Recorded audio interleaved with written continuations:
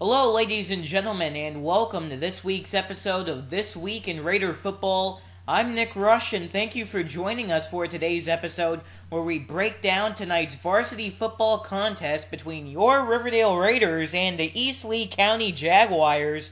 And very recently, to start off the season, we've seen both of these teams take some rough bounces. Let's talk about Riverdale. Coming off of a 22-14 loss last Friday night to the Dunbar Tigers, the Raiders are 1-2 on the regular season schedule, coached by Damon Jones once again.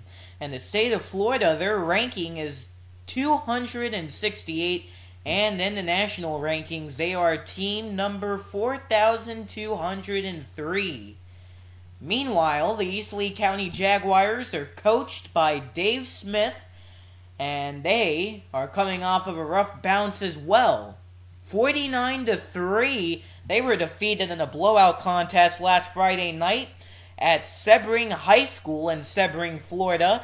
So hopefully Riverdale can come off of some hard times, but we know that Lee, they're coming off of a difficult bounce as well due to last week's contest where the lead was pretty much out of reach. But Lee, they are team number 400 in the state Florida ranking, and in the nationals, they are 7,586 spots away from number 1.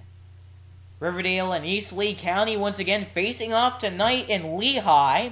These two teams got together last season in 2014, and Riverdale came away with a 41-14 victory, and that was the homecoming game as well for Lee County.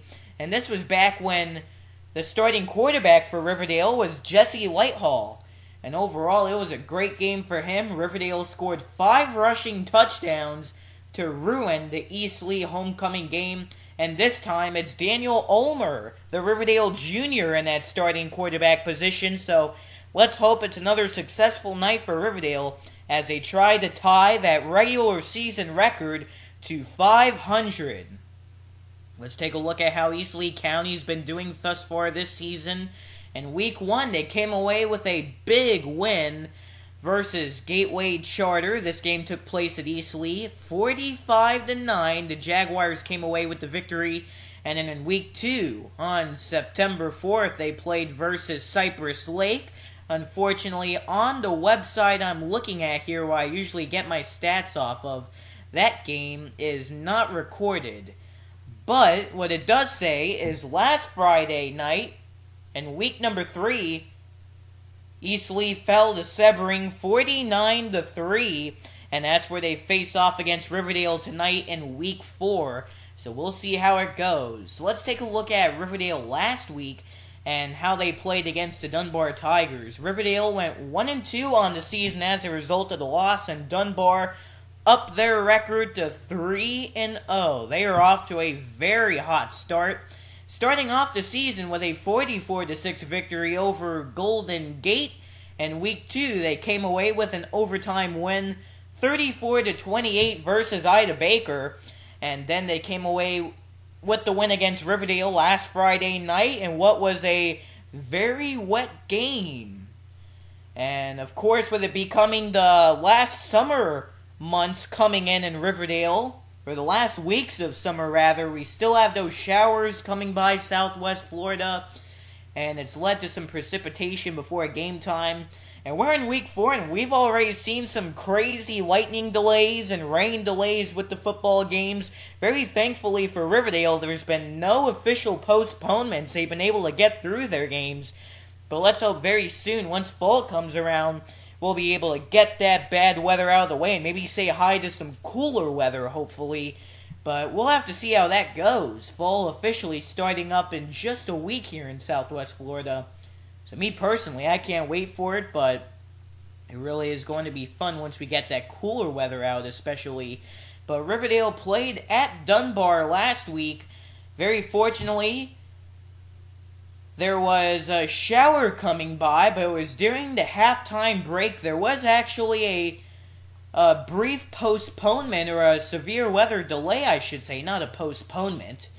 So pardon me on that, but there was a weather delay to start the game and the game officially kicked off at around 8 p.m. at Dunbar High School, and the Tigers ended up coming away with a 22-14 victory. And like I mentioned just a few moments ago, there was another shower that came by during the game, but it was right at halftime. So Riverdale was saved by the clock there, and the teams were able to come back out for the second half with no problems, and they finished up the game. So at least we had the game, but still a disappointing game nonetheless for Riverdale.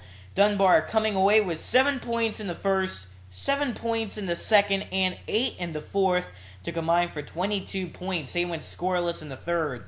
Meanwhile, Riverdale was shut out in 2 quarters. That was the first and third, but they contributed with 8 points on the board in second and 6 in the fourth. 22-14, once again, Riverdale comes away with the loss. And usually it's an annual contest between Riverdale and Dunbar, but let's hope the Raiders can get that bad taste out of their mouth at East Lee tonight when they go over and travel. We'll have to see how it goes, but that's just a little bit of a look in between these two teams. We'd like to thank you for tuning in to today's episode of This Week in Raider Football. This is Nick Rush, and hopefully we'll see you out there. Be sure to come out and support your Riverdale Raiders at East Lee County tonight. And the kickoff is going to be at 7:30 p.m. Once again, that's weather permitting. But if we have no issues and we're ready to start on time, it'll be 7:30. That ball is going to be kicked off. So hopefully we'll see you there. It's the Riverdale Raiders at the East Lee County Jaguars here in Week 4. We'll see you at Lee High tonight in East Lee. And this is Nick Rush saying so long. We will see you tonight at ELC. Thanks for listening to this episode of This Week in Raider Football.